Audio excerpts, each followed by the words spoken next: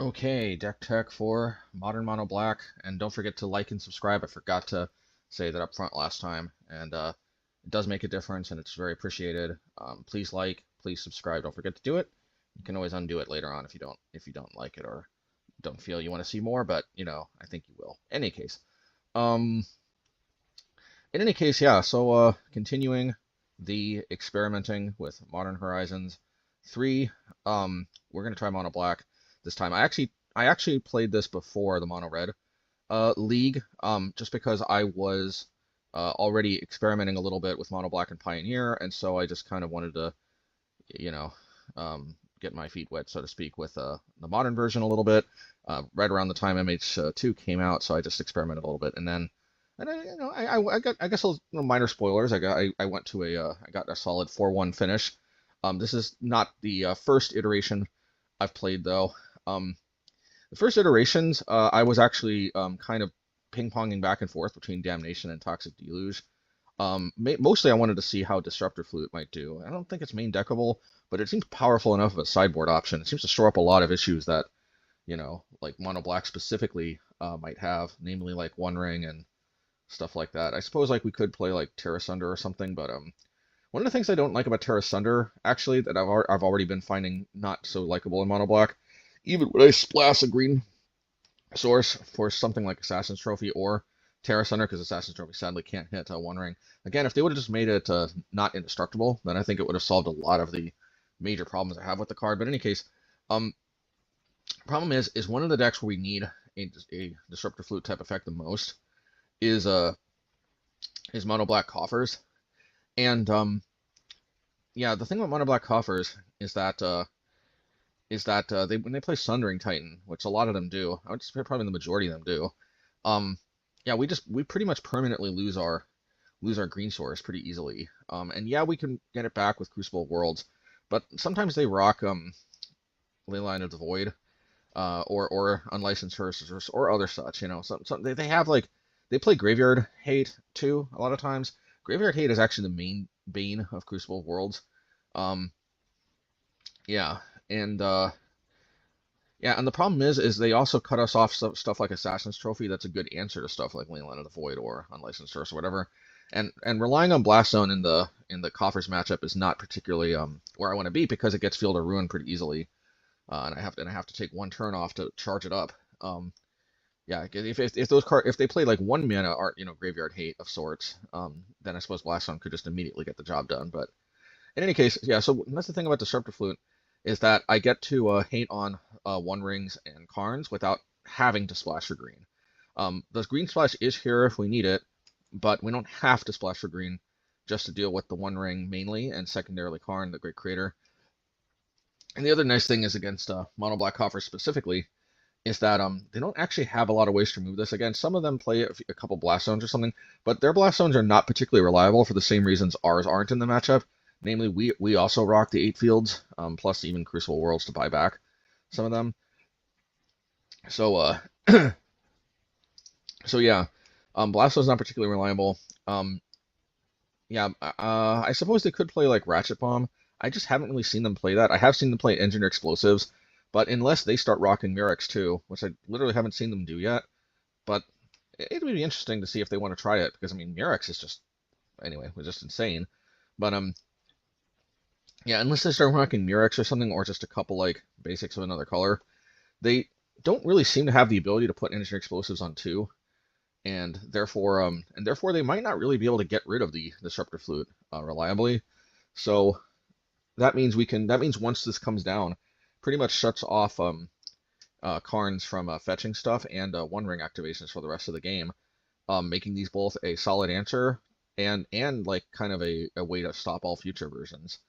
And if you do find yourself playing against Coffers, it's generally correct to, well, and actually I guess that's another nice thing about Disruptor Flute is if we played like a Pithing Needle, for example, or Sorcerer Spyglass, and like they didn't have either one in their hand, it would be correct usually to name a Karn first. And the reason why is that Karn's uptick is actually a reliable way they can get this off the table without having to reach for Engine Explosives or charging up Blast Zone. Because they can uptick, make it a creature, and then they got plenty of creature removal, and they can just remove it. So it's typically better to name Karn first, even if it seems a little counterintuitive, because Karn still has to be dealt with, so you can activate your Mazemind Tomes and such. But the fact that it gets the fact that if you name one ring and then Karn can easily just uptick and get Disruptor Flute off the table is a reason to start with Karn. But that's one of the nice things about Disruptor Flute, though, is I suppose that's not as applicable here, since unlike with the other two options, we can literally just hold it in our hand until they draw one. And one of the reasons why that would be dangerous with the sorcery speed versions is that if they Thoughtseize, then we lose it. But here we can play this in response to the Thoughtseize, and I suppose then we would name probably Karn if we don't know what's in their hand. But ideally we wait until they either present a Karn or a One Ring, and then boom, this shuts it off at instant speed, and they have to tap out too, which is always nice.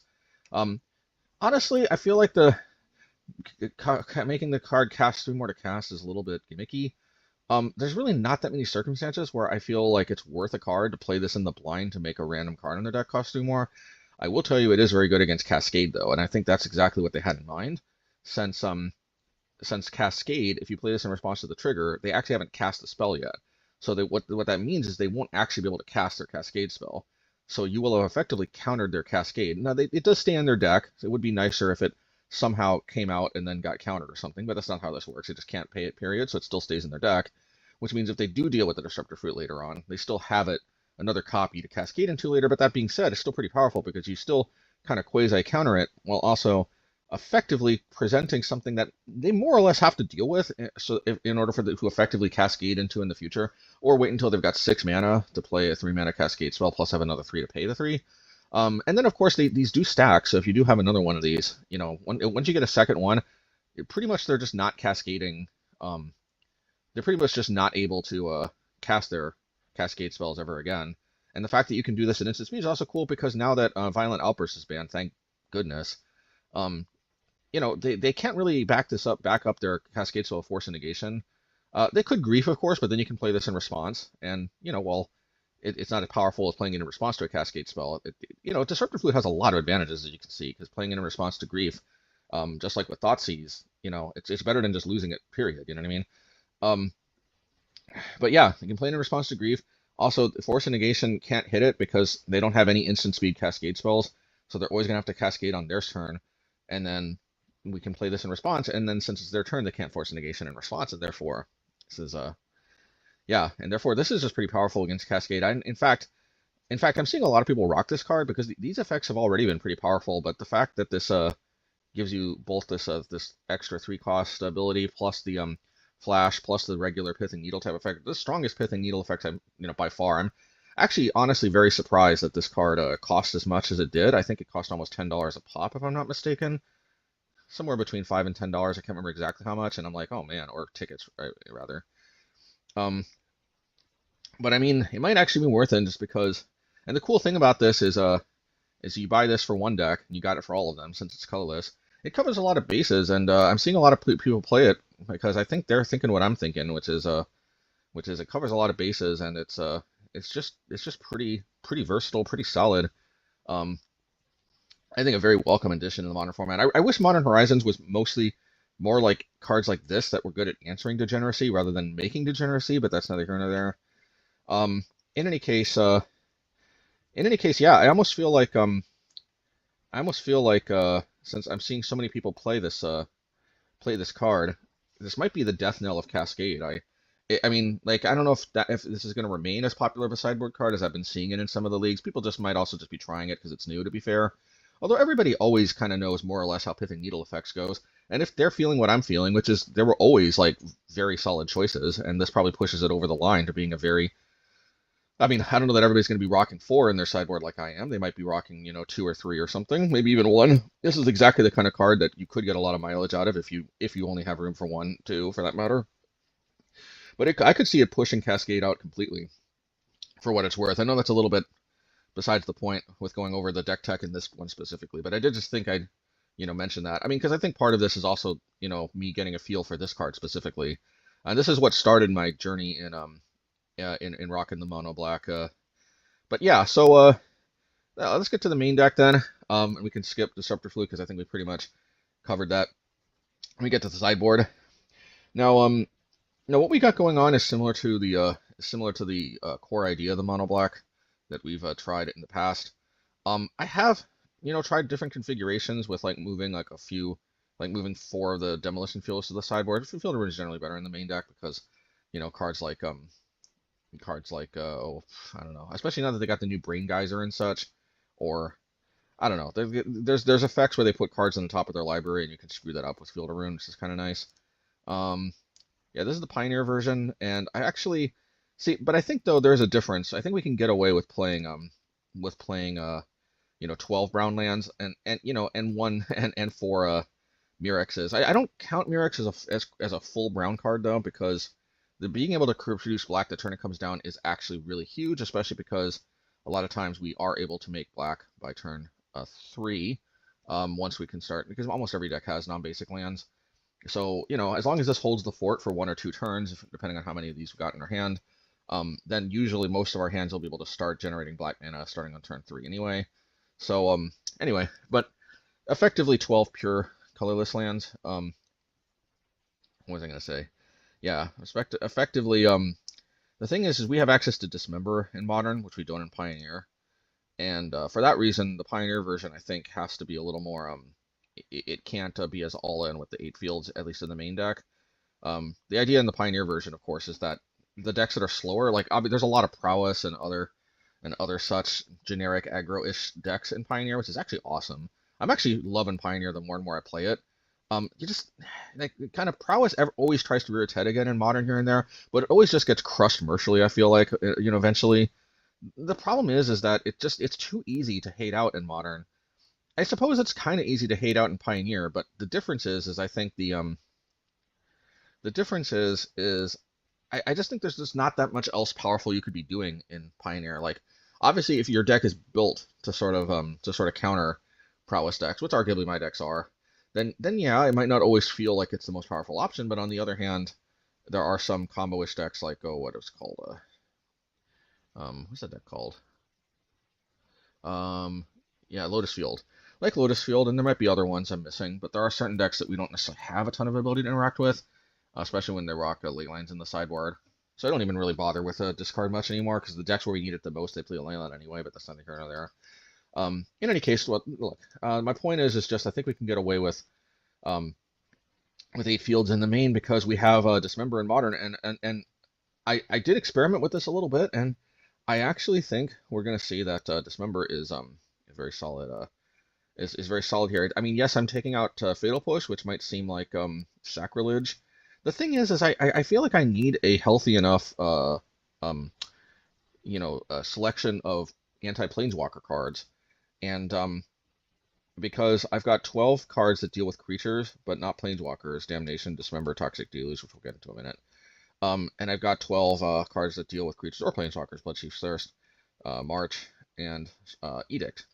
And this is the thing. Like, Fatal Push is in theory more efficient than Bloodcheif's Thirst because it's instant and it deals with 4 CC cards easier. But on the other hand, it doesn't deal with planeswalkers, and on the other hand, it doesn't deal with stuff like, I don't know, Cultivator Colossus or a Primeval Titan, or just other stuff that costs more than 4, which is not as rare as you might think in Modern. Anywho, the sorcery speed is a little brutal sometimes against Ragavan specifically. This does also one-shot a Renin 6, for 1 mana, so that alone is kind of cool, actually, to be fair. The other thing too is, unlike the Pioneer version here with the Fabled Passages and such, is that like, I don't really have an easy way to enable Revolt. Like, I'd have to hold up a Demolition Field on the turn that but at that point, like, yeah, I feel like the Demolition Fields, they want to just get ripping, So, like, holding those up to get Revolt seems a little, dubious. We can always also charge Mazemind Tome up to 3, and then it is cool. Actually, one thing that is cool about this and Fatal Push is that once this is on 3, you always have Revolt ready to go potentially if we just crack this. In any case, yeah, I've actually found that cutting Fatal Push seems to be actually the most serviceable, you could say. And the fact that Dismember can be cast off a colorless is really huge, because what that means is we can hold the fort sometimes. All we need is, like, one Dismember basically sometimes, and we can hold the fort until turn 3 when we can start making black mana, and then execute the rest of our game plan. A card like Dismember goes a long way. Honestly, this is the more and more I think about it, the more and more I think this is one of the reasons why the mono red deck. I never felt like Mana Screw was as much of an issue for some mysterious reason when Fury wasn't banned, and eventually I realized that it's really simple, because actually it was when Fury was printed. It was after Fury was printed and when I played with it a bit that actually I first remember I even started entertaining and even rocking the 8 fields and liking it, and I realized that this is actually one of the things in the red deck specifically that losing Fury, one of the very underappreciated aspects that losing Fury really hurt, is that when we had access to 4 Furies, it put our opponents in this situation where even when it looked like we were color screwed and they could try to go nuts, jamming a bunch of creatures to to capitalize on that, just one pitched Fury just undoes a lot of what they're trying to do in taking advantage of any color screw, and then by turn 3 we start unlocking our colors again. And all of that doesn't require any color. Like, basically, Fury enabled us to wipe the board without even having to spend any colored mana. And that made it so that it was actually kind of rare that we actually felt punished for keeping hands that didn't have any red mana for the first 3 turns, which is something that it's one of those things that I kind of got the feel for, but didn't quite put my finger on until Fury was missing, and suddenly I felt like I was losing more games because of color screw. But that's neither here nor there. And honestly, the 8 fields is such a powerful part of, I think, the deck's identity in Modern and what makes it even good in the first place, that we might just kind of have to accept that we're going to lose more games to color screw, like for example in the red deck, or we could play Dismember, I suppose. But it just I'm not going to turn this into another rant about the frustration of them banning Fury, and specifically them banning Fury but not banning Grief, or for that matter the other elementals. I don't know. I mean, did creature decks really get unlocked? I don't know. I guess that's neither here nor there. I mean, everybody's talking about the return of humans and the return of elves and stuff.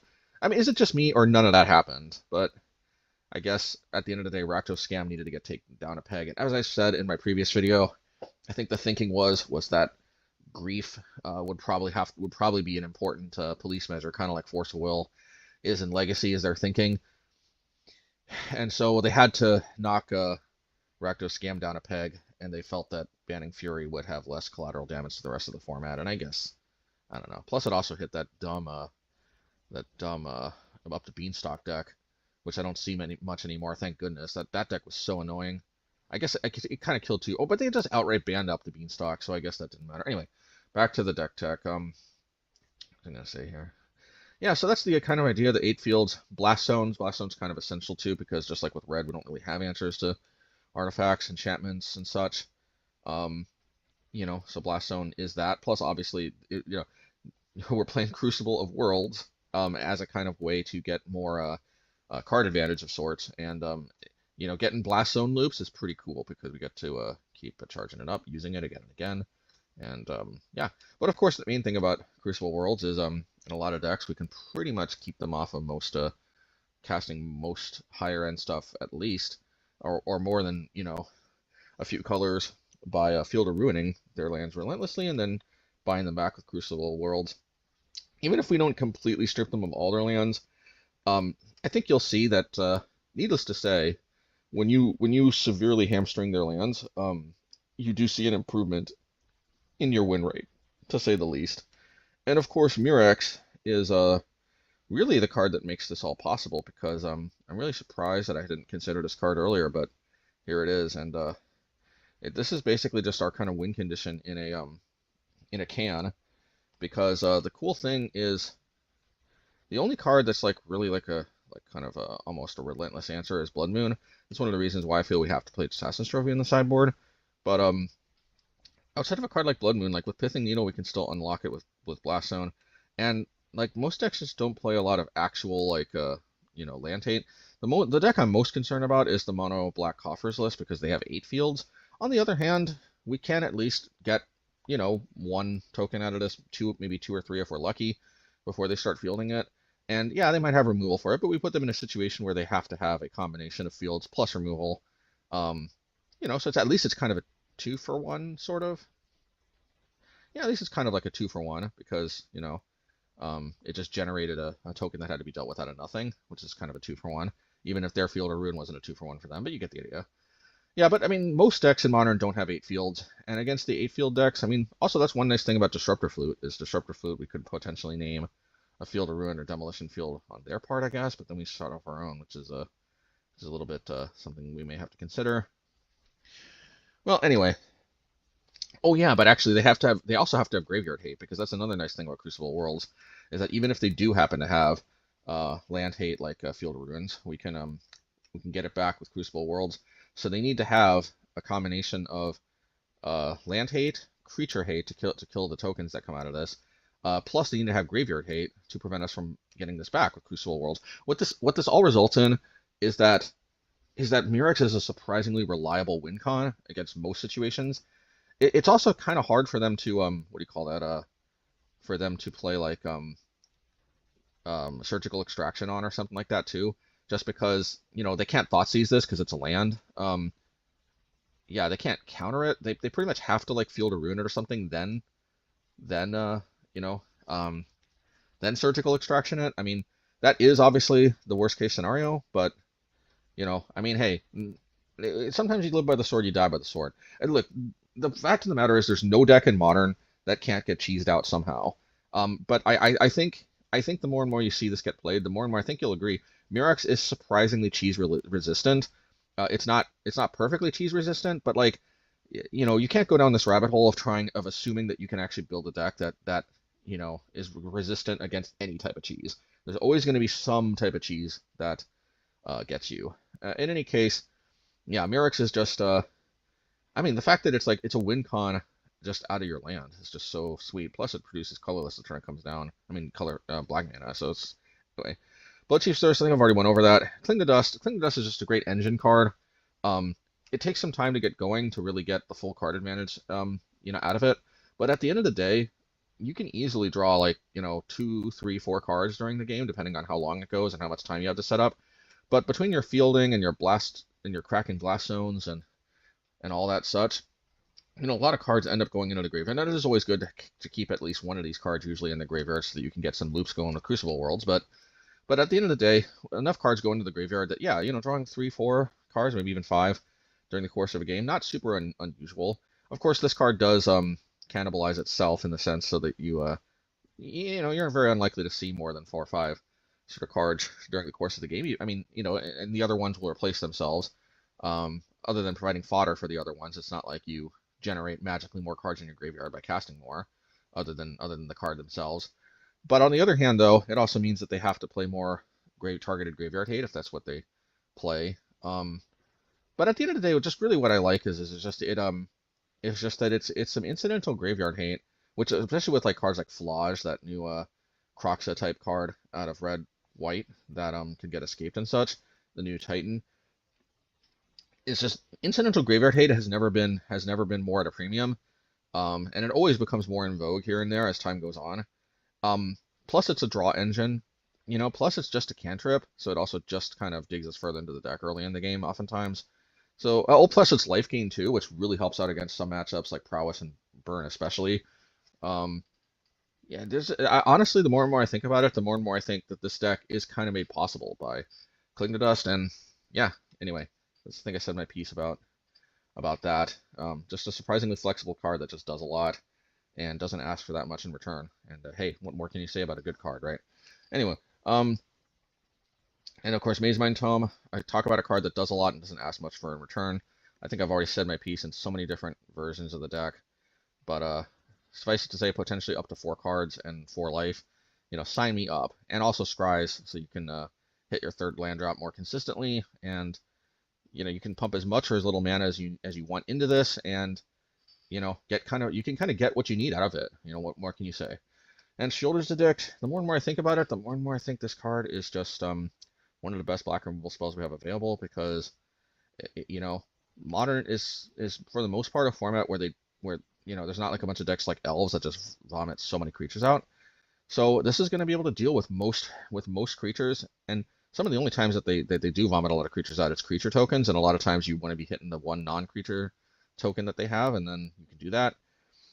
But at the end of the day, like most of the time, this card is a 2-mana removal spell pretty clean for most creatures, and it's a 2-mana removal spell clean for most planeswalkers. And there's actually very few cards that are 2 mana cleanly remove a planeswalker without some kind of downside. So it's a very sweet card, and yeah, I really, honestly, it's the being able to remove Planeswalkers so efficiently that I think is mainly what's so wonderful about it.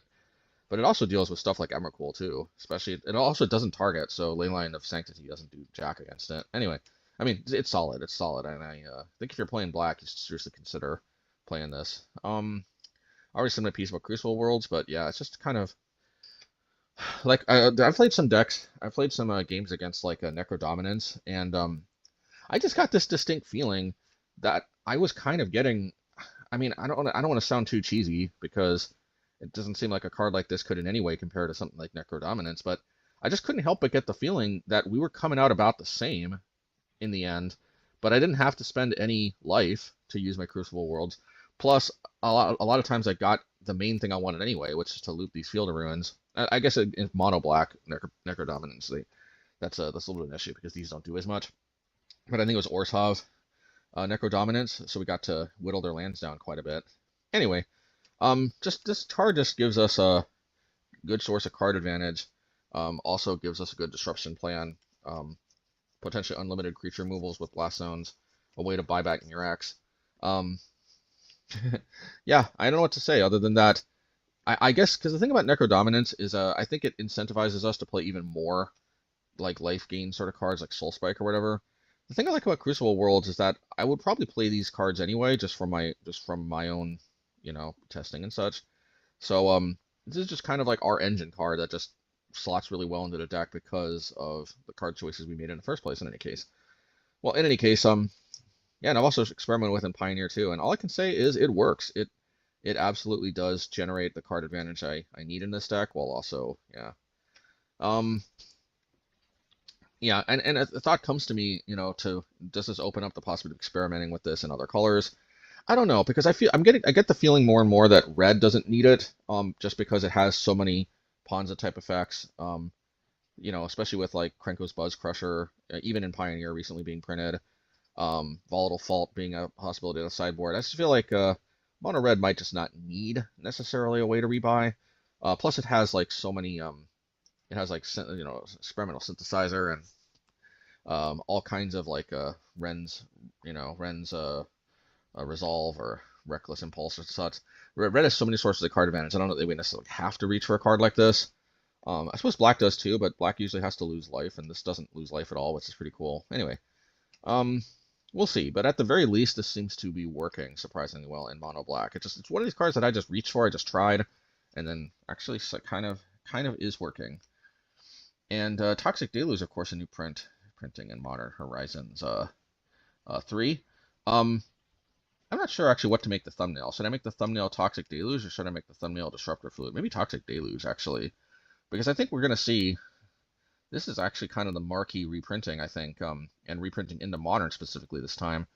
That really, I think, the only reason I'm not as excited is just that I wasn't sure what to make of it at first. I almost forgot about it for a second when I was buying cards off of oh, and by the way, if you want to buy the Modern Horizons cards, Goatspot is something that a lot of people, not as many people know about. I think it's Card Hoarder, and that's where I found mine. I think they're a little bit pricier than Card Hoarder. Don't quote me on that, but they generally seem to have a wider selection of cards. And anyway, that's neither here nor there. But in any case, I don't know. I don't know what I'm talking about, other than just that they had Modern Horizons 3 before Card Hoarder, so there's that. In any case, yeah, I mean, ultimately it's a 3-mana sweeper. I don't know what else to say. It's a 3-mana sweeper, 3 mana. And you'd be surprised, in Modern, a lot of times, the difference between getting to the turn 3 and getting to turn 4 is literally life or death, especially with that new Nadu deck and such. So, this card has actually turned out to be an all-star. This is not my first league playing with it, and, I guess spoiler alert, this is going to be a post-league, commentary over. Just because it was a pretty good result, I think, in the end. As you can see here, minor spoilers, it did go 4-1. So yeah, it's a pretty solid card. And here's the thing too. So I already went over Dismember. So originally, like I said, I was kind of bouncing back and forth between like, hey, do I want to cut Toxic Deluge? Because originally I had Liliana and Damnation, and I'm like, hey, with Toxic Deluge, I guess I'll cut Damnation. So I'm like, and then I guess and then I started going back and forth, like, but what's really better? Damnation or Toxic Deluge. I actually think Toxic Deluge is better, but I just always felt like Damnation was such a boss whenever I cast it. Yeah, it's one more mana, but it also doesn't cost life, and also deals with stuff no matter how large they are. Again, at no cost of life. I suppose Toxic Deluge can too. The only card it can't really deal with is like a 20/20 or something, I guess, unless you took other damage. But you get the point I'm trying to make. You didn't have to lose life. It also just swept the board, no questions asked. So I was just, the more and more I thought about it, and Liliana really wasn't doing that much, especially when I started facing like Heartbeat of Nantuko or whatever that card, yeah, Heartbeat Nantuko, generating tokens and such. The more and more I was like, yeah, maybe Liliana. Oh, and also like when people played One Ring, suddenly Liliana's uptick just literally meant Diddly Squad. So the more and more I played with Liliana, the more and more I'm just like, I think Damnation or Toxic Deluge. I think I want to play them both. I think cutting Liliana, because originally I was like, I want Liliana and I want Toxic Deluge or Damnation. But the more and more I'm like, actually, I think I just cut Liliana. So that's kind of where I'm at. Is I know 8 sweepers seems like overkill, but especially with like Nadu running around and such. Oh, and also like all those Aspiring Spike type Boros Collector's Cage type decks and such. There's a lot of, I mean, I guess this is kind of a good sign. There's a lot of creature decks running around. There's also nonsense like Storm and such, but there's a lot of creature decks running around. So, anywho, yeah, I think 8 sweepers are where it's at. March of Wretched Sorrow. I guess this card is a card people might say like, hey, why don't you make this Fatal Push? But the thing is, this deals with Planeswalkers, and I know it's a little expensive to deal with Planeswalkers without going card disadvantage. But also it gains life, and I don't know what to tell you other than just gaining life is more relevant than you might think, especially since it unlocks more Toxic Deluges in the future. Also, it makes it possible to play more discount, Dismembers instead of having to pay full retail. And that is one nice thing about Dismember in mono black is that I will always have the ability to pay full retail and not lose any life later in the game if I want to. But yeah, I mean the life gain is also a boss against burn because I just don't really have much really for burn other than this. An argument can be made that we need more help against burn, period, especially since we don't have much of a clock. But I think Cling to Dust and March of Wretched Sorrow, they give us enough of a game against burn, and it's just nice that it's just relatively free and decent enough as is anyway. So anyway, I like it.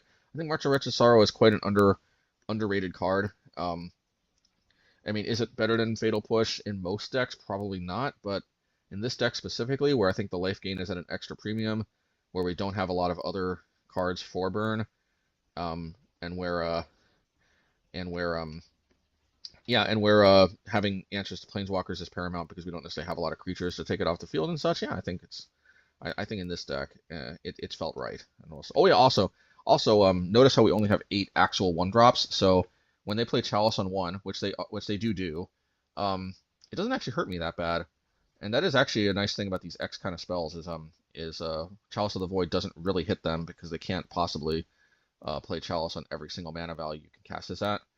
I would say in general Chalice on 2 is a little more devastating, but they usually don't lead on it because once they play Chalice on 2, they can't play a Chalice on 1 because Chalice on 2 will counter a Chalice on 1.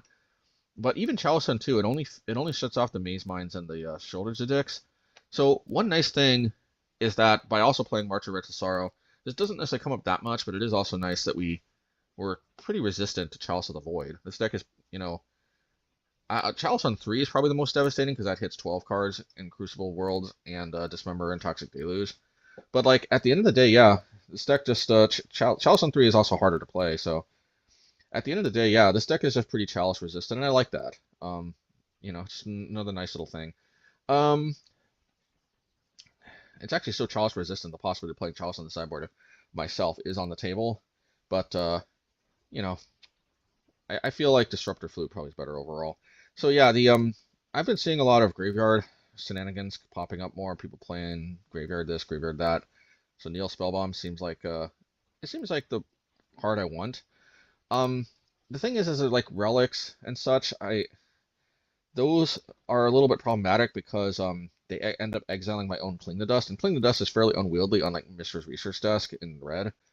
So a lot of times this is going to be sitting in my graveyard, and if I crack a relic, this pretty much goes the way of the dodo. So that's kind of a problem because a lot of times I do lean fairly heavily on this to be an important part of my card advantage game plan. So Relic is a little, but Nihil Spellbomb is very close to Relic and arguably better in many ways because I can always crack it without having to pay any mana. It is kind of unfortunate that I have to use black mana to draw a card off of it though, because you usually don't have reliable black mana until the third turn.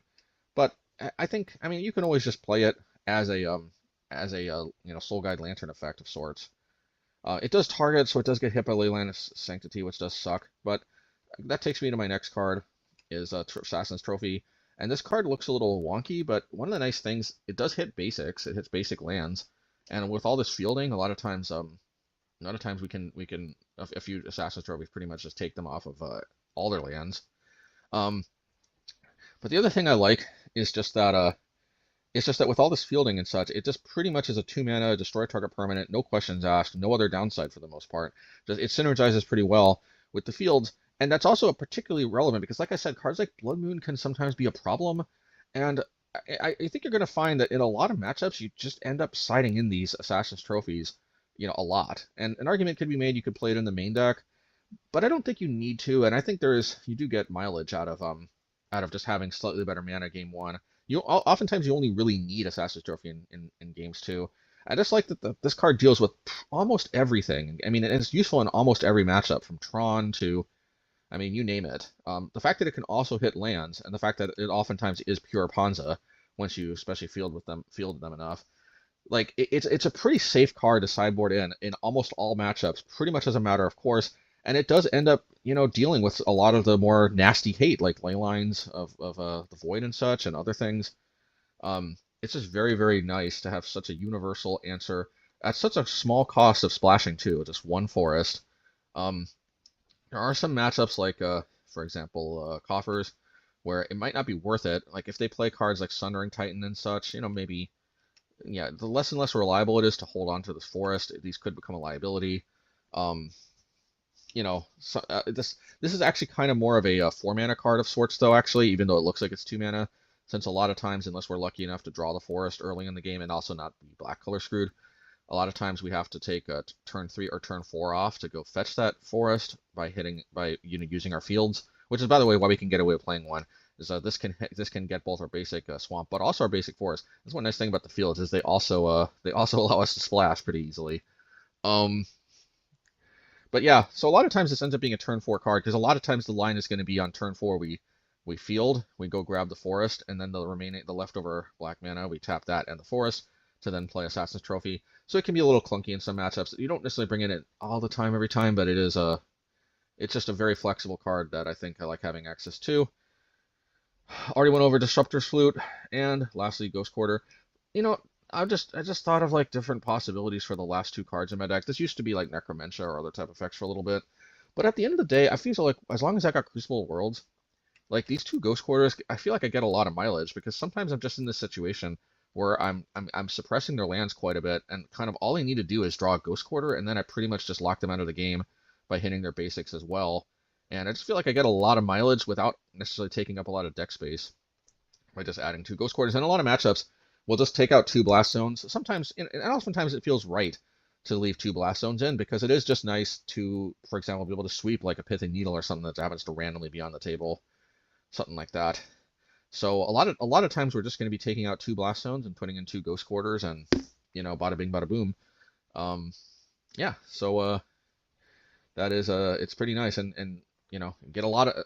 I'm really looking for cards like this where I get a lot of mileage out of just playing too. So that is what it is, and I guess 40-minute deck tech. Amazing that I had that much to say about this, but let's see how it goes, and I think you guys will enjoy seeing how this goes. Okay. And don't. Okay. Match 1. Let's see. We won the die roll. It's always nice. I think thanks to Dismember, this is a keep, and that this highlights exactly the power of Dismember. Okay, that's odd. Okay, Blast Zone. And if I remember this correctly, I don't know what this is. Now, I pegged them on Amulet. We'll see if that ends up being correct or not. But Yeah, this one was pretty quick. Okay. All right, so now I'm actually going to use the hard recording to go over the sideboarding because I don't need the fast forward. I mean, not fast forward. I don't need to use the upgraded speed to help me not get tired. Um, but yeah, so here's the sideboard plan here that we went. I don't know why that question mark appeared. Yeah, so I'm pegging them on Amulet Titan here, and we're gonna see if that's true or not. I'm gonna leave 2 blast zones in.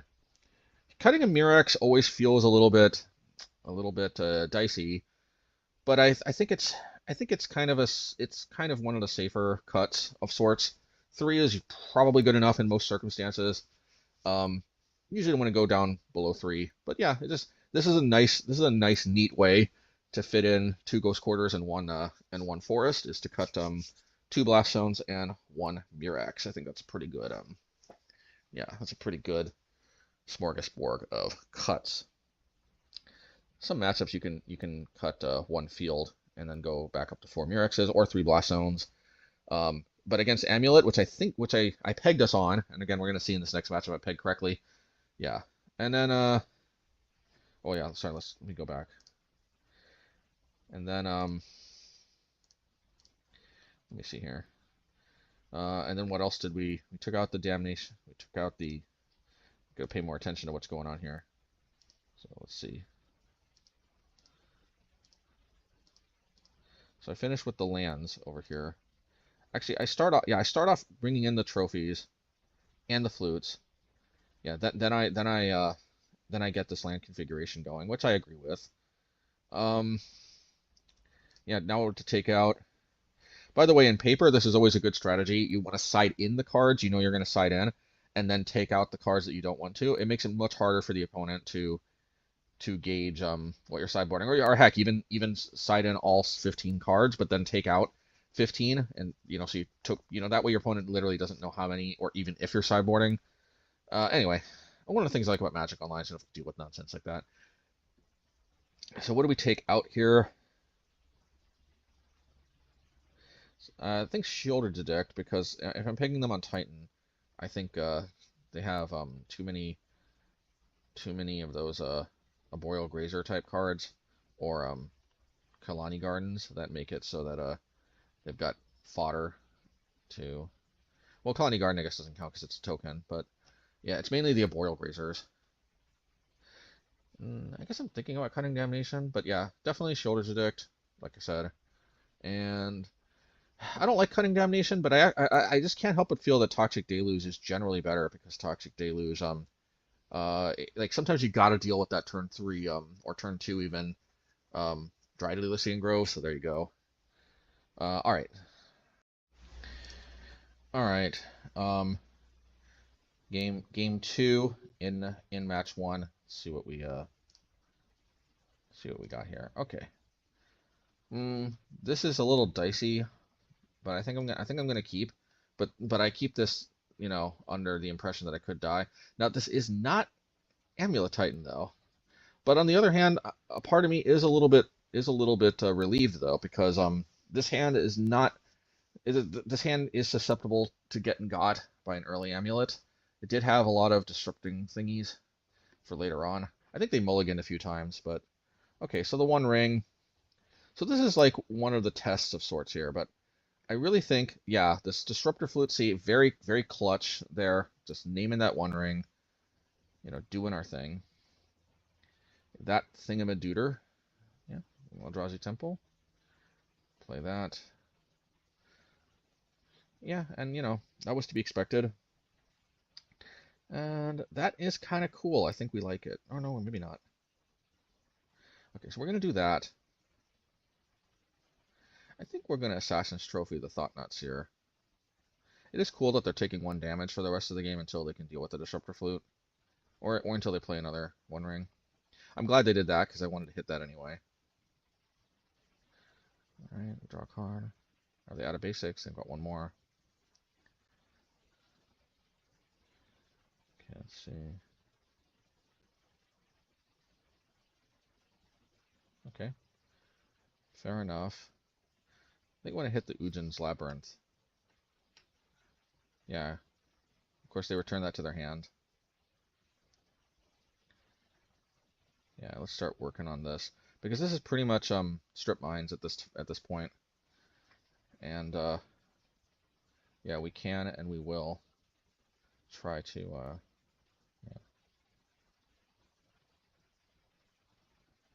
yeah, let's keep strip mining. Might as well start working on that. We're taking a lot of damage here, but I think we can get away with it. Okay. So, yeah, draw a card, bam, bam. Yeah, it's Toxic Deluge. Okay. Another microsynth, whatever it's called. Macro spawn. Okay, I'm definitely going to be fishing for another. Okay, so they get one token out of this, but it's not the end of the world. It's not the end of the world here. Okay. So yeah, this is where it's a little dicey because if they drop land into what's it called, Reality Smasher, it could be a little bit of a problem. But I could still gain some life with a March and a Pince if I need to. So that's why I felt a little bit like I can get away with this. But now that I pretty much have their lands on lock, I think we're gonna be okay. Yeah, so let's do this. Let's hit that. Oh no, not this thing. Well, this at least opens them up to a pretty juicy Toxic Deluge, if I do say so myself. Two of them? Yeah, okay. That's a good card. Somebody said Kozilek's Command was really bad. I think they're wrong. I think it's really good.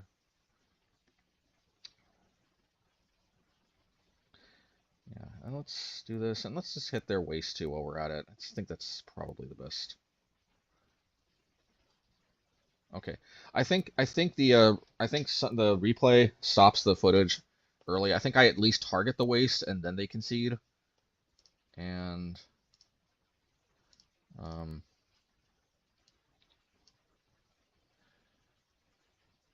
yeah, I'm pretty sure I at least cast the Assassin's Trophy, but and then they conceded, but I don't know. Maybe it was pretty simultaneous. Okay, match 2, game 1. That hand is not keepable because it only had one Mirrex. This hand is keepable, so let's... Yeah, and I think I can get away with putting a Swamp to the bottom just because the Mazemind Tome's power of scrying. Mana Flood is a very real, very big problem. Yeah. Yeah, see, we draw enough additional cards naturally. Ah, so I think so. This is Arclight, Rakdos Phoenix. Yeah, I don't think we need to. Yeah, actually, kind of wanna, because this looks like the kind of deck that might not have a Basic Mountain. It does though, but some decks forego playing Basic Mountain because they incorrectly think that Blood Moon is the only thing they have to worry about. Salvaging. No, I still want to keep working on the lands. We just don't know how the color screwing might be affecting them. Plus, we're also thinning lands out of our deck, which is kind of important. Once we draw our Crucible, pretty much any land after that is almost a dead card. Yeah, and there's the Buried Alive. Because I'm like, what is going on? Ah, Phoenix. Okay, okay. I'm like, okay, now I kind of wish I would have held on to these Cling to this a little more. But these Toxic Deluges and Damnations at least do give me hope that I can wither at least a little bit of a storm. Okay. Do this.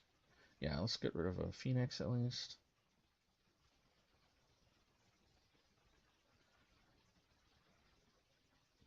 We have to hit that Ox, I think.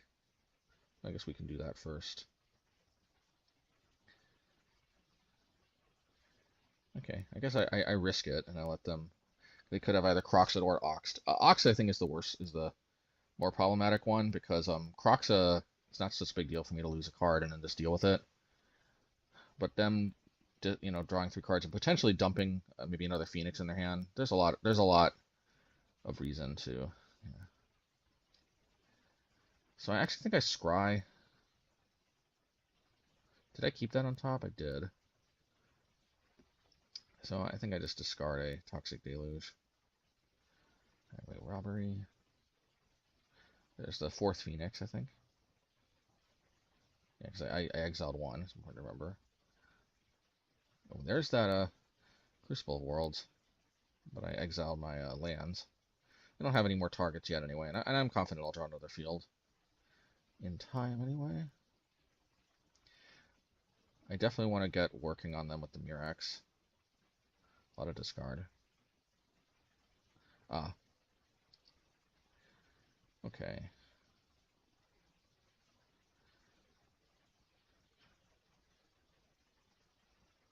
I think I make a big boo-boo here. I Damnation before attacking for some reason. I have no reason why I did. I have no idea why I did that, but I did. Highway robbery.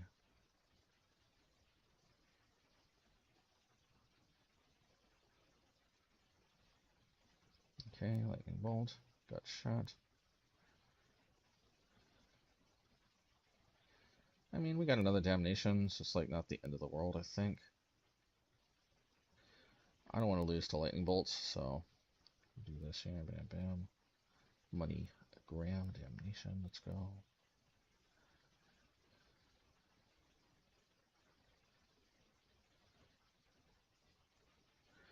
Okay.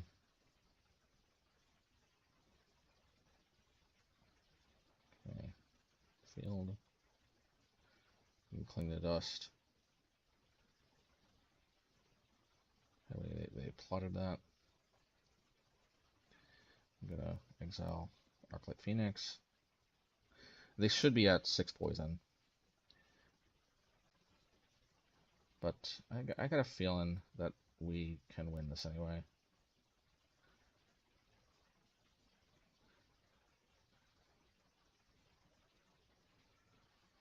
Lots of metamorphosing. And they just concede. Okay.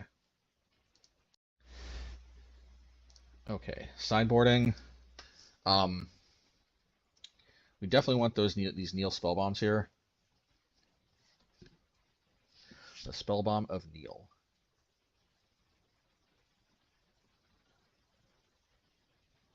Assassin's Trophy, that's just a good card. I think I'm worried about Blood Moon. So, like I said, Assassin's Trophy is just a very safe and easy card to sideboard in a lot of times. Because Blood Moon, without Assassin's Trophy, I want this to be clear.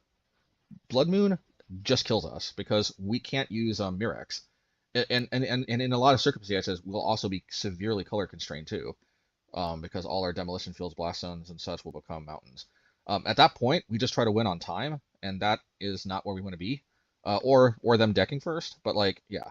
So in almost any red deck, I think we kind of have to sideboard in Assassin's Trophy just because of how nasty Blood Moon is.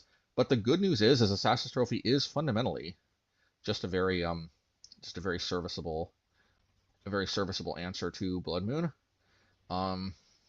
Yeah, that we can preemptively sideboard in without too many difficulties. So yeah, so I guess we can take out one Toxic Deluge here.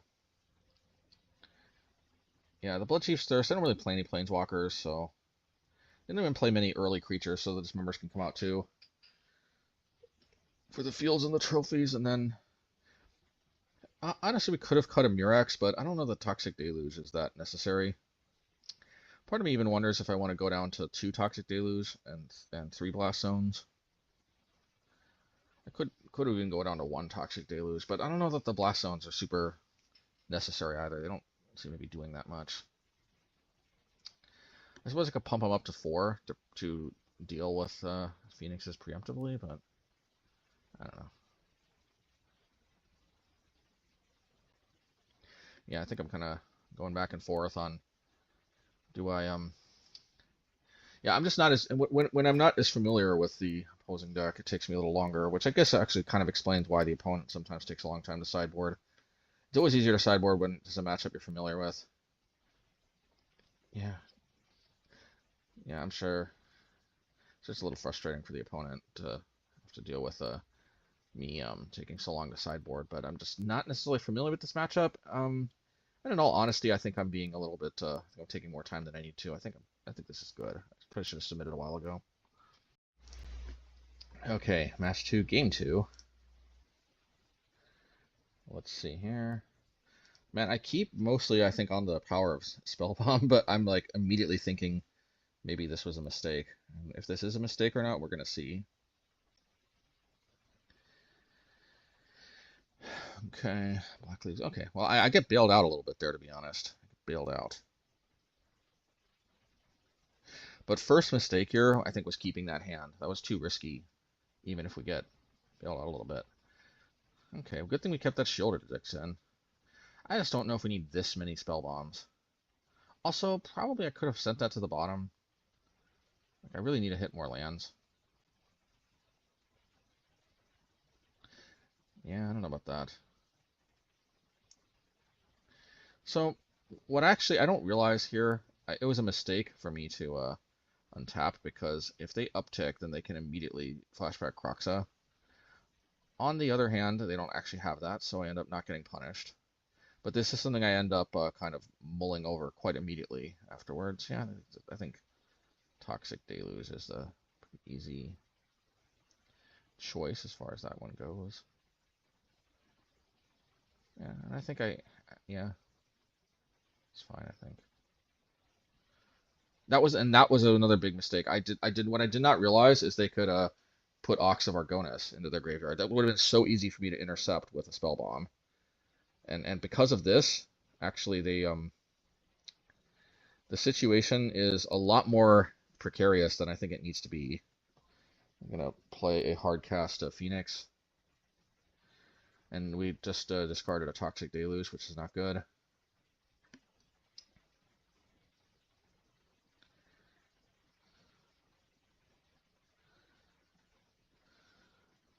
I'm gonna hard cast another Ox, I think. Oh, okay, or that. Okay, hard cast a Kroxa. Oh no. Okay, we're gonna do this in response. Yada yada. Okay. Yeah, draw a card, good.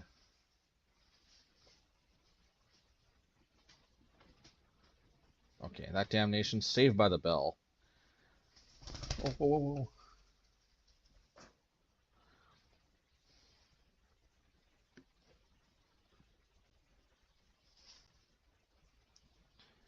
Yes. Yes, and now the Sheoldreds, though. I was kind of not expecting this. I ended up having to use so much removal. I think, yeah, okay. I'm like, that's good, I guess. Do this here, bam, bam. Discard to get rid of the Ox and that. Might as well. And I should have hit that actually on. Yeah, and I think they play another Sheoldred, and I think we're in it for a bit of a problem here. No? Okay, no, not yet.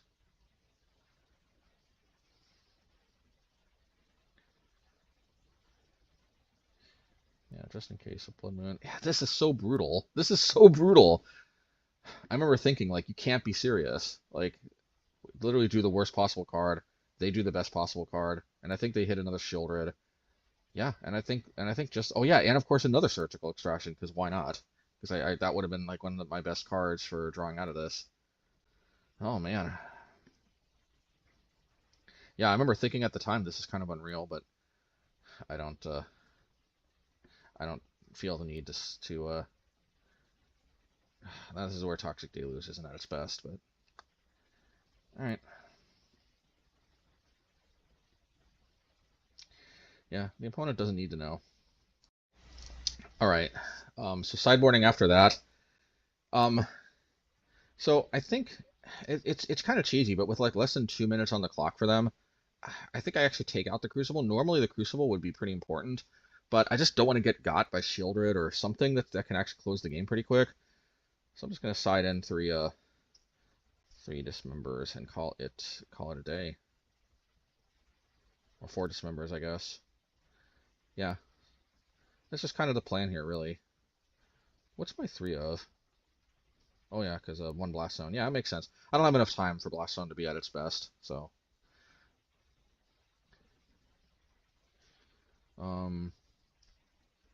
We don't even need Assassin's Trophy actually, because I win. Because my thinking is like I win on time anyway, even if they Blood Moon me. So let's just I'm probably overthinking this, to be honest, and oh, this must be so frustrating. I'm really overthinking this. Yeah. I'm really overthinking this. I need to just freaking make up my mind here. I'm frustrating myself here.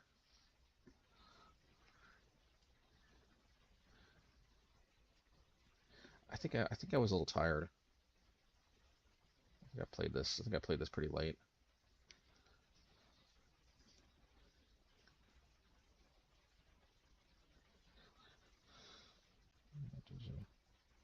I played the first match early, I think, but I played the last match late.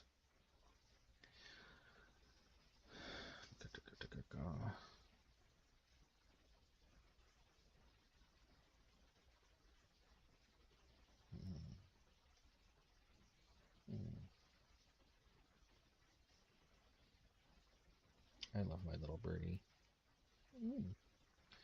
All right, finally we get to the match. There's not that much left, so I think I'm just gonna let the raw recording, you know, roll. Yeah, I think this is a keep. I mean, only like 1 minute. Honestly, I don't really see them winning at all with 1 minute. I wasted more time than I needed to on the sideboarding, but I just really didn't want to take a loss here. They could have just conceded earlier, so I guess they were the ones who ended up wasting our time. But it's okay. I mean, it's our fault for spending so much time sideboarding. Yeah, it's ultimately on us. But yeah, that's cool game. All right. So match 3, first game here. We got Jegantha. All right, and they're playing Domain Zoo. Now, yeah, we want to play the Bloodcheif first because it gives us the ability to capitalize on our Mirrex mana here. Unfortunately, we need to draw a field to actually get colorless, and hopefully color screw them a bit. We did, and yeah, get that out of there, because basically these fields are very valuable. It really messes with their mana. Notice how they have no red here. Okay, I don't think I need to Dismember. I'm pretty sure they've got the old Stubborn Denial. That's fine. We'll Sheoldred's Edict. Okay. Demolition Field, don't mind if I do. Let's go after the blue, because I don't think they actually use black other than just for domain. We'll hold up the March of Wretched Sorrow. Jegantha to hand, gotta love it. We'll pump up the Blast Zone, why not?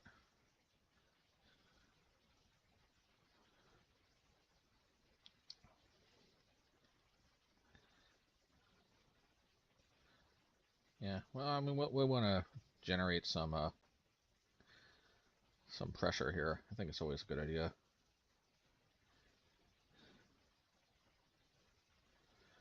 Yeah, we definitely want to get to work. That's fine. It's possible we should have waited for red, but I kind of like the idea of delaying Jegantha coming out.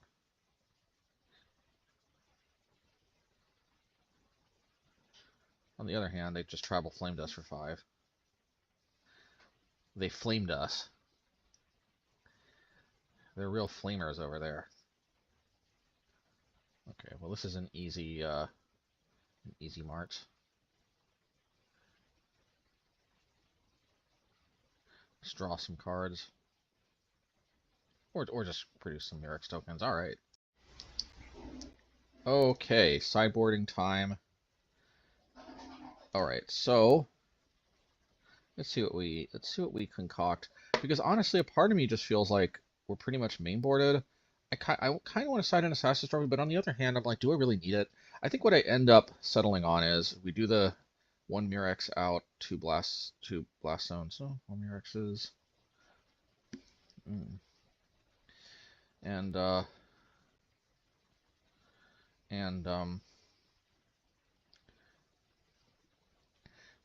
Yeah, I think what I end up settling on is just Crucible of Worlds is not super important in this matchup, even though it seems like it would be because it can kind of keep them off of lands for the rest of the game.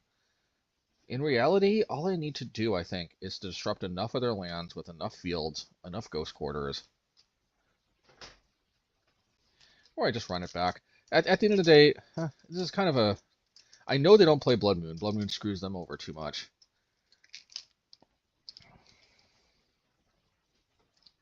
Yeah, I think my thought process was I just have to kill their creatures, and I think I'm pretty... one Blast Zone, I guess.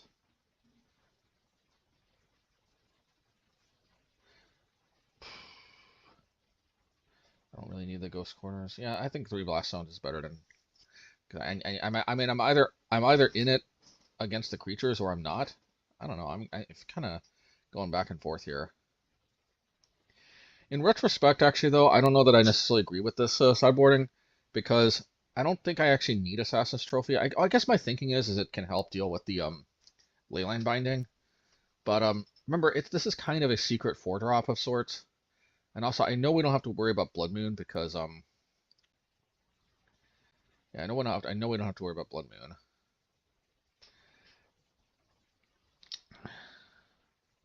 Oh, let's just get to the...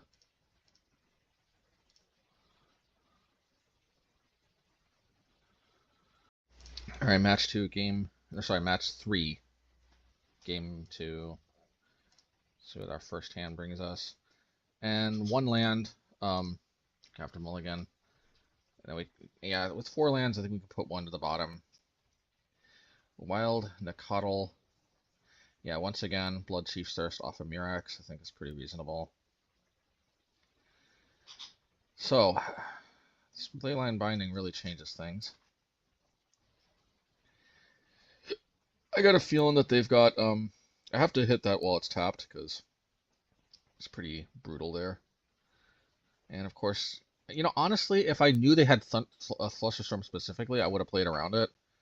On the other hand, maybe they play into Damnation now. I was trying to, because my thinking was Stubborn Denial doesn't really make a difference. It's a hard counter anyway, since they have a creature with 4 greater. Well, that's a little concerning here. Got a Damnation, otherwise we're dead. So even though that's not a very juicy Damnation, we still gotta just do that here. Bam, bam, Money Graham. Probably should have gotten the Forest. Okay.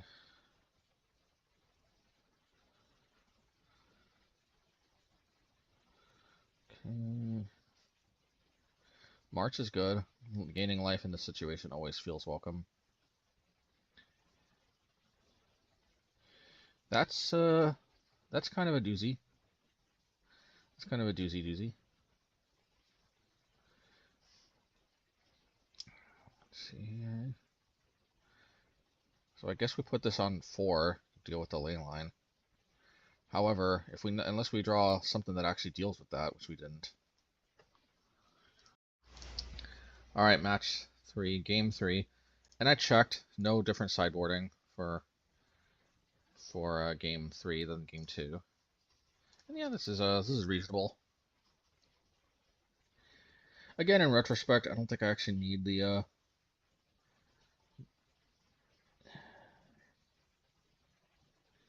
yeah, I don't think I need the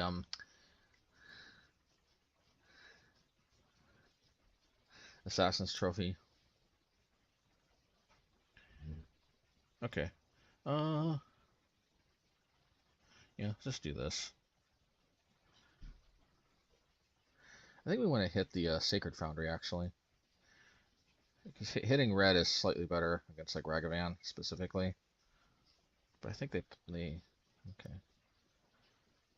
Okay, the Shoba Brawler.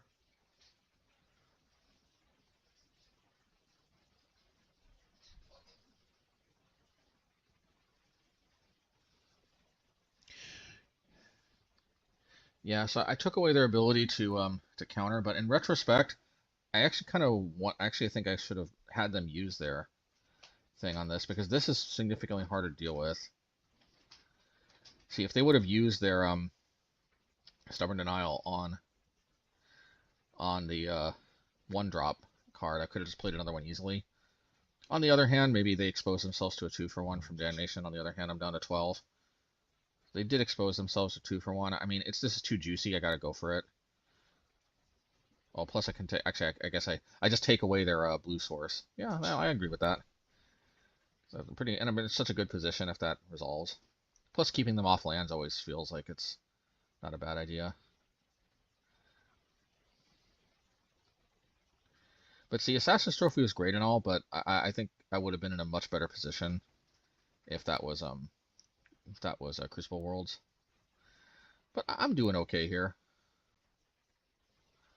I'm doing okay. Using Assassin's Trophy as a 1-of land destruction effect. I don't know. I don't know. They're getting a little floody though.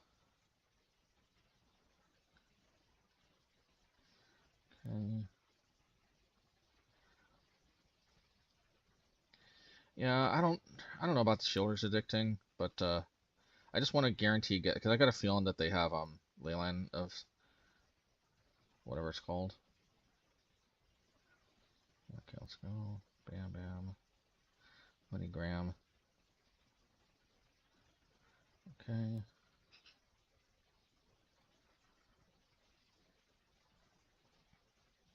I don't know about this. I don't know why I'm using my Damnation here, but I am.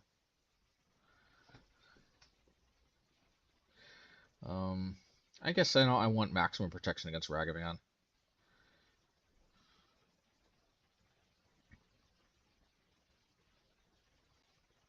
Plus, with 8 sweepers, I do have a tendency to draw a lot more of them. Yeah, maybe this strategy was valid. Assassin's Trophy, just like it would have saved me that last game. Could have hit the Oh no, but I didn't. Well, I would have had to have fetched the forest properly. But anyway, yeah, I mean the matchup seems pretty solid for Mono Black. With or without Crucible Worlds. Yeah. Okie dokie. Match 4. Let's go. Yeah, and this hand is keepable.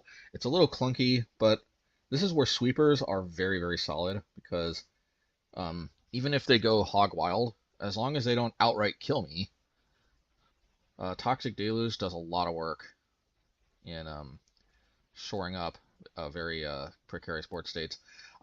In Modern, though, you can never rule out the possibility that you just die, especially with the Collector's Cage sitting there. Okay. I think we can Toxic Deluge here. And we're going to go 3. Yeah, no, that's a cool save there. That's a cool save. Yeah, because, yeah. I'm going to take 4, but I still kind of like this. They're low on hands. They're low on cards in hand. I don't know how big of a difference that makes, but let's edict them. Okay.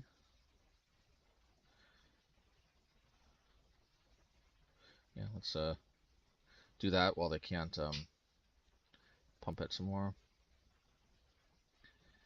And I guess we put Blast Zone on 2. Okay, another one, another force.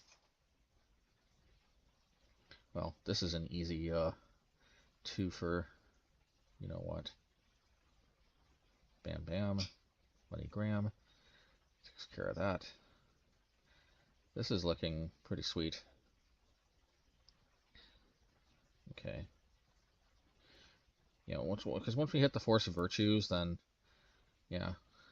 But on top of that, we also just have recurring Blast Zones, which is very nice. I got a feeling they're gonna scoop soon. Looks like it's pretty much a lock. Yeah, they're just like, forget about this. Okay, sideboarding. Let's see what we do. They don't seem to be playing Boros. I could see myself just running this back.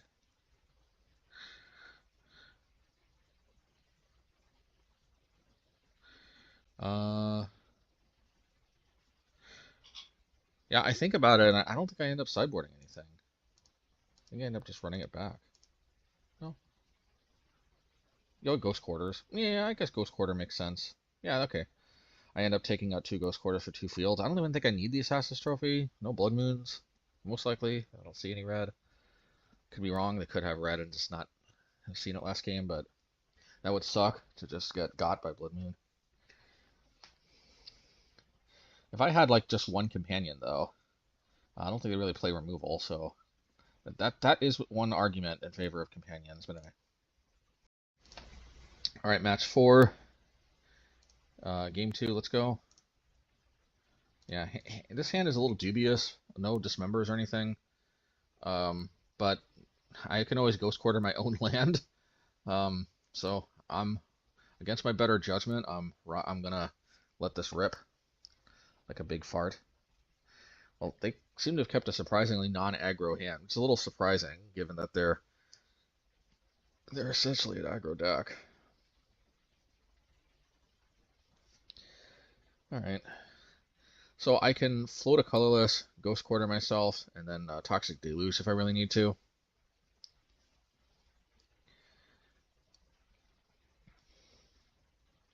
But hopefully we can rip a black source. So Mirrex will do too. Bottom.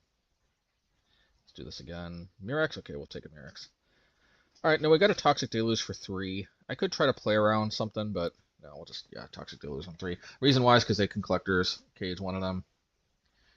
Ooh, yeah, I think they don't want to color fix us. Smart on their part. Thankfully, we do have some field action next turn. Okay, fair enough.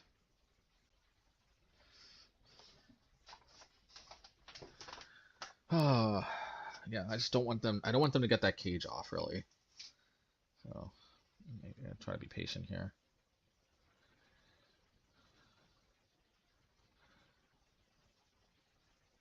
Okay, fair enough. But they did color fix me a bit. Ocelot Pride, okay.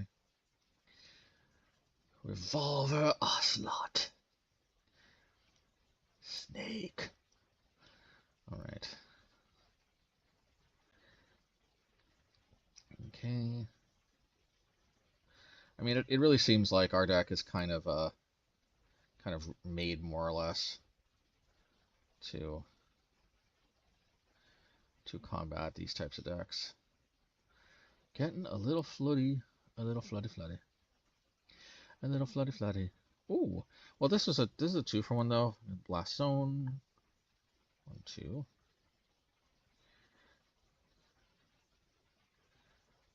And they're just like, yeah, because yeah, but at the same time we can just keep this on 2 anyway. So yeah, I think we just put ourselves in a situation where yeah, this deck is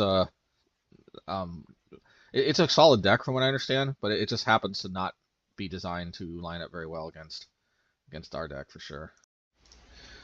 Okay, match 5, and hey, we're on trophy point here. Let us see, and yeah, we'll keep it. It's not perfect, but we got black mana, we got Cling to Dust, we got Crucible, we got Toxic Deluge, and at first I'm really feeling this because I think, oh, this is control, isn't it? That's what I think at first, and then I see the Unstable Amulet, and I'm like, oh no. Yeah, I'm like, oh no, because if this was just classic Azorius control, then I would really like my chances, but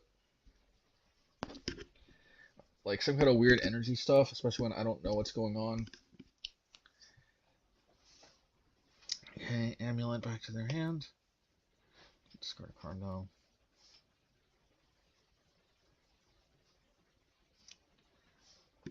Oh, okay. Come on. Sorry for the mini yawn.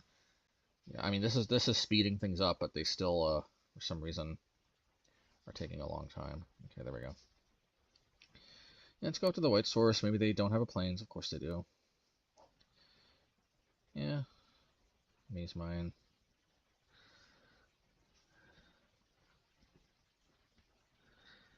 Oh no.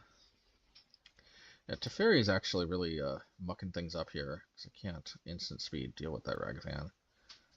I feel like Teferi plus Ragavan Dash is a little bit of a underexplored, nonsensical possibility.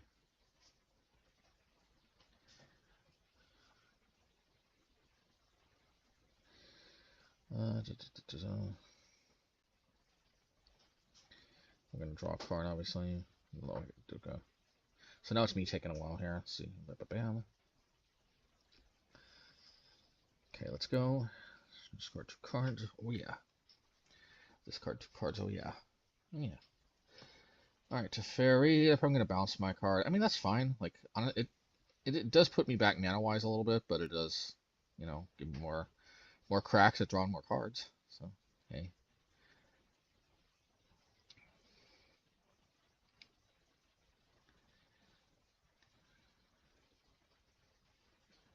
Yeah. Because I want to set this up for a juicy Toxic Deluge, if possible. My best way of coming back into this is I think a very big sweeper.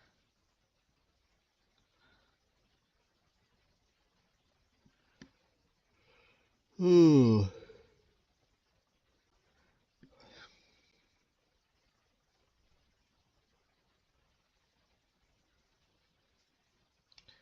Stable Amulet, okay. Okay, well, we can blast zone that while we kept this up here.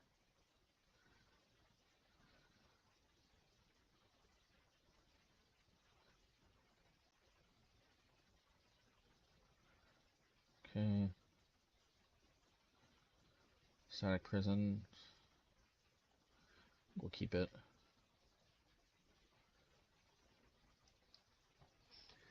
I think at this point, I feel... Oh, I put it to the bottom. At this point, I feel like I can deal with the reflection.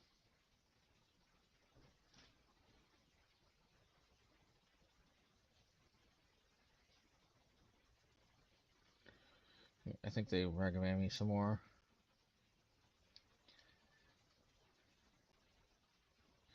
Raptor, man. Raptor. Man, this is a little nutty here. It's a little nutty. It's a little nutty butter here. Nutty buddy. We'll get Damnation at least. Man, the One Ring especially, like, just randomly in the deck. Randomly going nuts. Ooh, Filage. Filage. Ho ho ho ho ho ho. Ho ho ho ho ho ho. They don't think they didn't use enough energy. Ho ho ho ho ho ho ho ho. Filage. Gain 3 life. I definitely want to clean the dust that. Wish I could draw a card off of it too, but Baker's can't but chooses.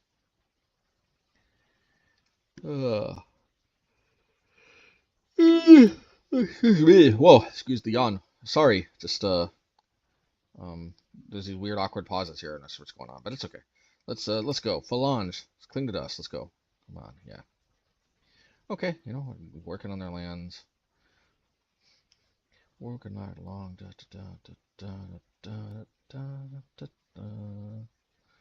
Moving right along. Yeah, and I definitely want to blast zone on 2. Seems very reasonable. Uh-oh. They might just kill me with the unstable amulets, though. Look at that. Done it, too. Didn't realize I was the... Oh yeah, sassy. I was hoping for another Cling to Dust, but nope. Okay, sideboarding, and I don't really know what to make of this. I think I need the Disruptor Flute for the One Ring. It sucks, though, that they seem to have a lot of static thingamajigger.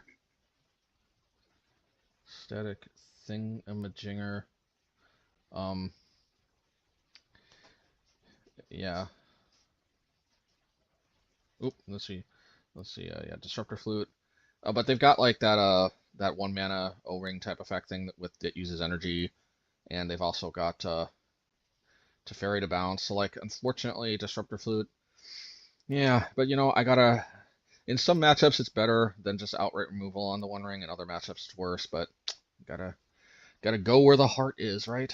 Just taking Dismember, I was a little dubious because of Ragavan. I don't know. Here's the problem, though. There's such a weird mix of both creatures and also kind of a sort of quasi combo element that I'm not exactly sure how to approach this, because I got to deal with the One Ring, but I've also got to deal with all this with all these creatures and stuff they're presenting. So I just don't know how to deal with this. I guess Dismember. I guess this and that. Yeah. I leave Dismember in for the turn one Ragavans. Take out, yeah, I take out the Damnation because of the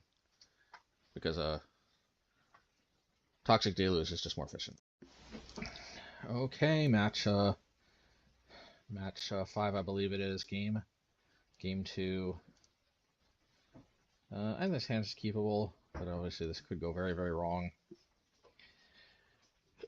A maximum creature removal, but not so much other stuff going on. You know, in retrospect, I kind of feel like I should have played Mirrex because it's pretty obvious they were going to crack the Arid Mesa, and then we could use the Cling. On the other hand, I guess it doesn't make a difference because the only other thing I could do anyway was Dismember, which I can do off of colorless. So what's the difference, right? I suppose if I draw another Cling to Dust, it could make a difference, but that's the only scenario. And even then, I'd have to Cling to Dust my Cling to Dust, which I could, but it's not the most ideal. Okay, let's Cling to Dust, bam. Come on, bam. Yeah, I'm not sure what these awkward pauses are about. Let's go. Bam. Okay. Okay.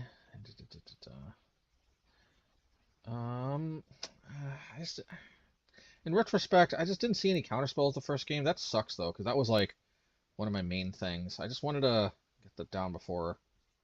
I don't know. Awkward pause, which is on me. I'm pausing for some reason. Blah blah blah blah blah blah blah blah blah blah blah. Let's go. Hit that. I'm gonna Cling to Dust because why not? Well, at least I drew another Crucible for my troubles. I'm hoping this Crucible really takes me to the Promised Land. Well, I mean that is what it is. Okay, let's do this. Come on, yeah. All right, and I can use the Dismember on the Ragavan, so hitting another Dismember maybe actually ended up even helping us. Sometimes we got to look on the positive side if they tag us with Ragavan. Sometimes.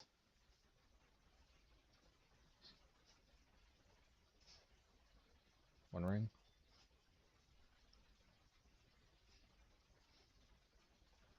Oh, okay.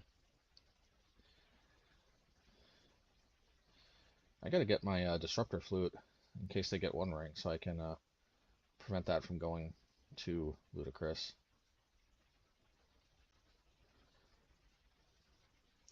Dude, I lost that other Crucible, but that's what it is. Oh no, Phalange. Phalange. Oh man, I really hope they don't have another counterspell. I gotta exile my lands too. Okay. Yeah, because Phalange is a little scary. I forgot about that, actually. I probably should have brought in the Unholy Heats.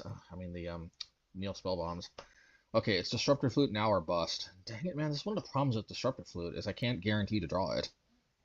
I mean, like 20 cards into my deck, I don't see it. I mean, I guess you're not guaranteed to see it, but it just sucks because I was just about as likely to see it as they were to see One Ring. But I don't know. Man, this sucks.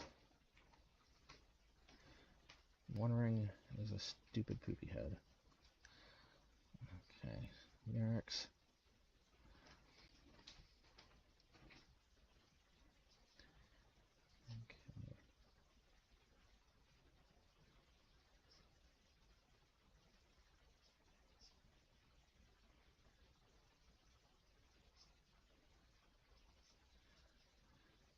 Okay. Produce some mites.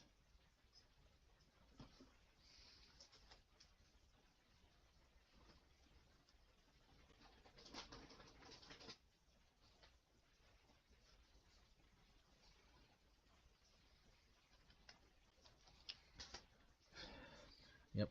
Come on, produce some mites. Let's go, yeah. There's one really nice thing about Mirrex is sometimes I just don't have anything else to do with my mana, so I can just crank out mites at least. Phyrexian mites, that is. Okay.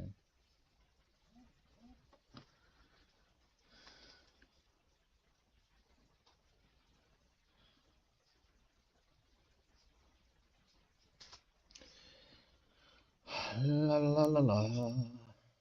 La la la la la. Okay. We can hit the Safari possibly with a Might. Which I might just do. Because I want to be able to create I want to make another Might next turn. That's just the most efficient way to deal with that. Say what you want. Phalange.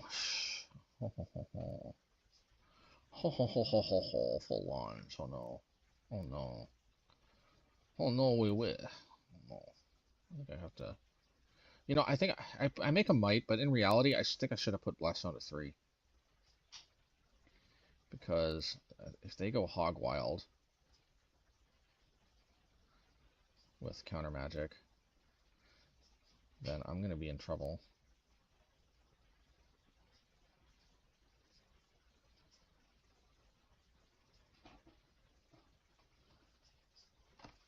And yeah, because here's the thing, if I would have put this to 3, I would have had a great backup plan on the Phalange. On the other hand, they've got so many cards in their graveyard, they can escape this so many times.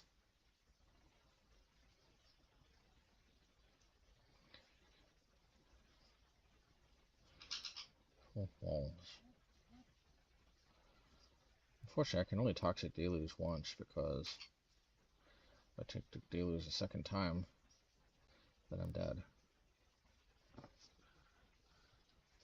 This is all because I just didn't draw any of my stupid Disruptor Flutes.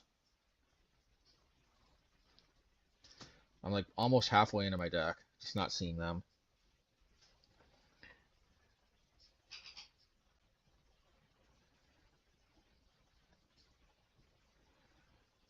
Blah, blah. You gotta be kidding me. Okay, post league. So got a solid 4-1. I think we were, man. I was really kind of excited about the possibility of going 5-1. Sorry, 5-0. 5-1 would be interesting. A 5-0 with this, but got blocked there at the end with And to be fair, it wasn't even necessarily the all this energy nonsense, new stuff. I mean, the One Ring definitely got us, and unfortunately, if we just don't see our Disruptor Flutes, sometimes there's not much we can do. Now, a thought did come to me. I could substitute the Assassin's Trophy for like a Terra Sunder.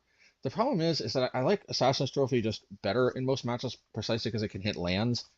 That makes it just such an easier like auto sideboard to make sure I don't get got by various different, you know, like Blood Moon or Blood Sun is probably even worse type effects. You know, Blood Sun's even worse because if you think about it, all of these lands produce colorless anyway, so Blood Sun is pretty much the same as Blood Moon against my deck, just with draw a card attached.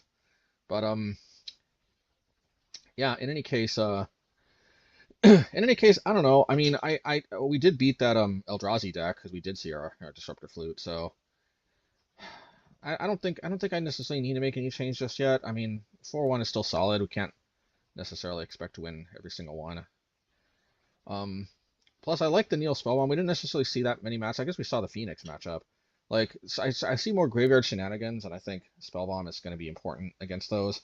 So I don't think that being a cut. I think Ghost Quarter, we didn't necessarily see it that much this league, but I suppose that is a possibility. Yeah, I mean, what would we take out the Ghost Quarters for? More, like Sorcerer's Spyglass or something? I don't know. I doubt it. I don't want more of those effects, I don't think. Could go down to 2 Disruptor Flutes and 4, no, I think Disruptor Flute is just kind of better.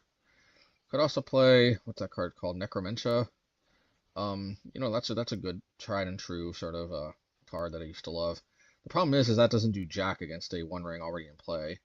But there is an argument to be made that we're not really playing towards the One Ring in play. We're really playing towards the One Ring that isn't in play yet, because if you think about it, once the One Ring starts to get going, like, we really kind of have one turn, because once it draws like 2 more cards, they pretty easily can have another One Ring and probably they pulled too far ahead. So, but on the other hand, that's the cool thing about Disruptor Flute is that we can respond to a One Ring, and if they drew just one card, that's not the end of the world if we saw against the Eldrazi deck. But just yeah. The other problem with Necromentia is that since we're back to the 8 fields plus the Blast Zone, we have 12 pure colorless and 4 Mirrex, which are not necessarily consistent black sources, which is to say that getting double black on turn 3 might be a challenge at times.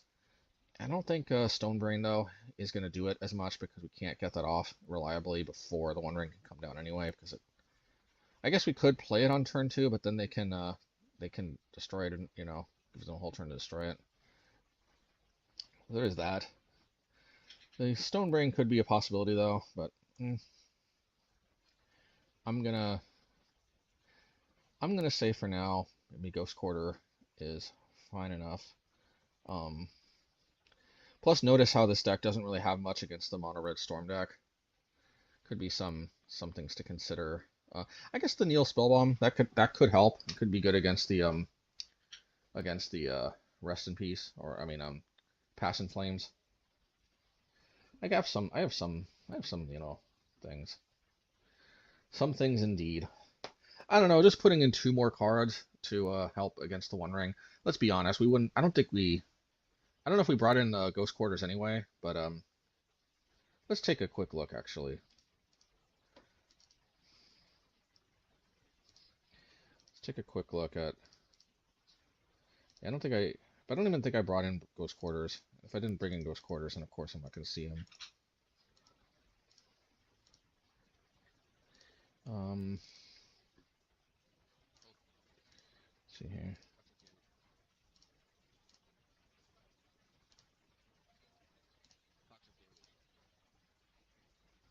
No, I did. So this is actually a good case study. That I went back into the footage. We did actually side in Ghost Quarters, and since I'm considering changing the Ghost Quarters for like a Stonebrain or something to have more hate against the One Ring, I brought in the Ghost Quarters, but I didn't even see them. Let me just double check and make sure I didn't see them, or at least I'm going to fast forward to where the One Ring is.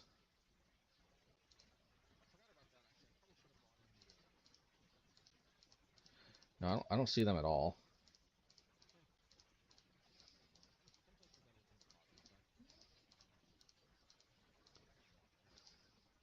Yeah, I exile a bunch of cards with that. And then they drop the One Ring.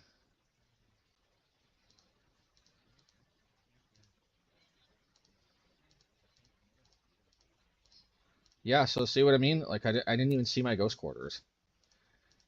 I mean, not that it would have made a difference after they already drew like 6 cards, but I didn't even see the one Ghost Quarter the entire game, let alone prior to the One Ring. I mean, that's just how the cookie crumbles sometimes, man. Like I don't see, that's sort of thing. Like I shouldn't. This is why you shouldn't necessarily change everything about your deck just because you lose once. I mean, I think having 6 cards should in theory be a pretty reliable way to see something, but we didn't see a single Ghost Quarter or a single Disruptor Flute, and I'm using Ghost Quarter as a proxy for if we brought in like Stonebrain. Man, did we even see Assassin's Trophy now to think about it? Because what if we even went full 10? What if we even went all 10?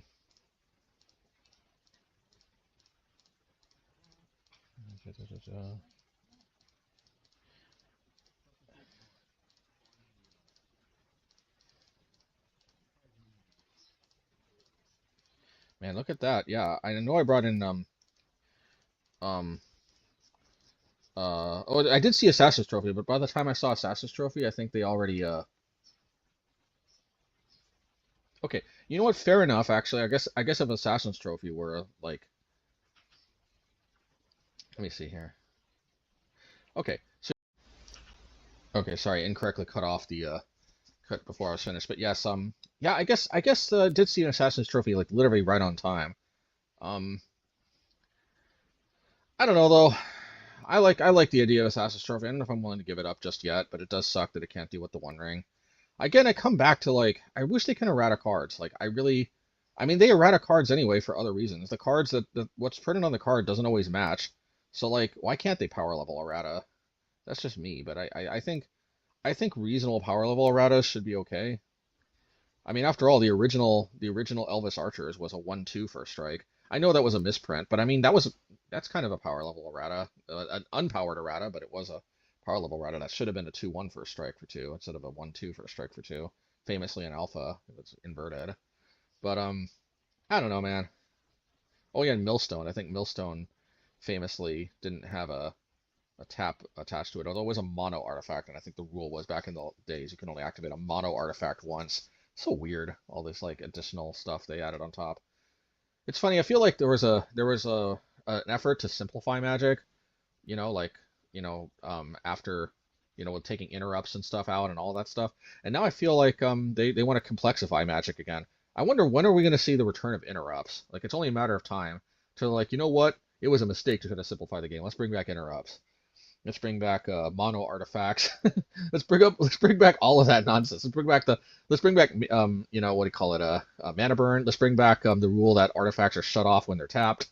I mean, there's all kinds of craziness that they simplified for a while, but Magic seems to be just throwing simplicity to the wind now. So like, why not just bring back all those crazy rules from the past?